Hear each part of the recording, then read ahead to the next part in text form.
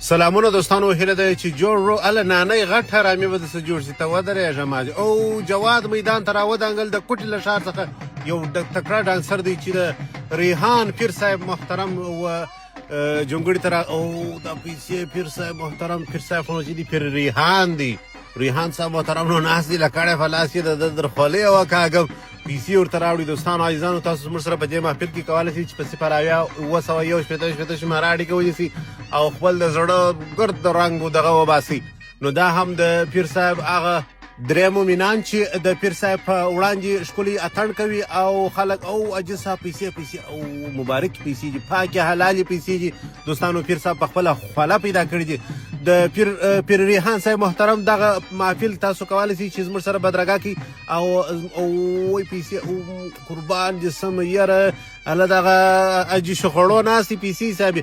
نو د پیر صاحب په دې محفل کې تاسو کولی شئ چې دغه سازنده ووینئ، دا حلال دي، دا توبره سارنګ دا غول باروت دا ټول حلال دي. او پیر صاحب ته په څه اکرام پیسې اوی یاره پیر ریحان صاحب ستا قربان سم ماشاءالله ماشاءالله. حاجي صاحب څه پیسې واخه، حاجي صاحب څه پیسې راوړي، ځي بلا کش پر واچوي بغل تک شهري د خیر سره پیسې راوړي. پیسې مهم شی دي، پیسې د ژوند هستي پوره کوي او د هغه رقم دوستان او حاجي صاحب ته ګوري او پازل جو وسه په څونې احترام، په څونې ادب، په څونې مینه، په څونې شفقت کم دي. او جواد صاحب محترم وڅر خیر چرخ بزن چرخ بزن چرخ بشي په میدان ماشاءالله ماشاءالله قربان دي سم تر دغه سپینو بړخوګان. او حاجي صاحب چې ته ګوره راوړي پیسې قربان وسم او وای لاسونه پر مخ تیر کی پیسې ورکی.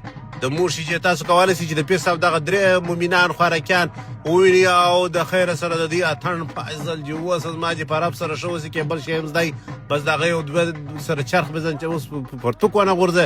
د مور شي ریحان صاحب چکچکي ما د مولانا فضل الرحمن خوب منلی دی.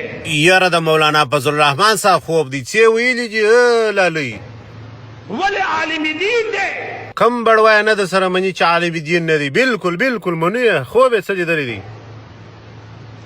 خوب یې بیان کړی دی. ما سره پنیک پروت دی، څو کشي ګورې دي نن ښودلی شم نن بالکل منو یې میزونه مه ټکو منو یې.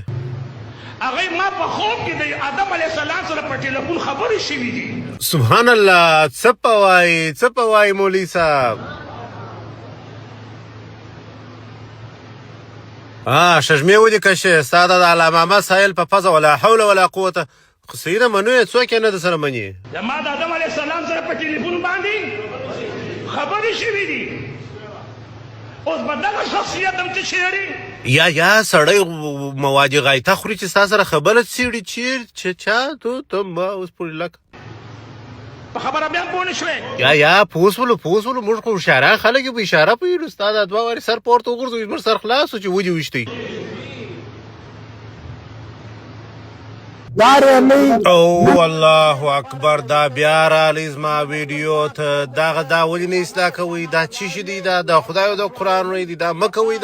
دا زما د ارشیف څه وباسي. دا څه شي دی؟ نعره تکبیر الله اکبر الله اکبر.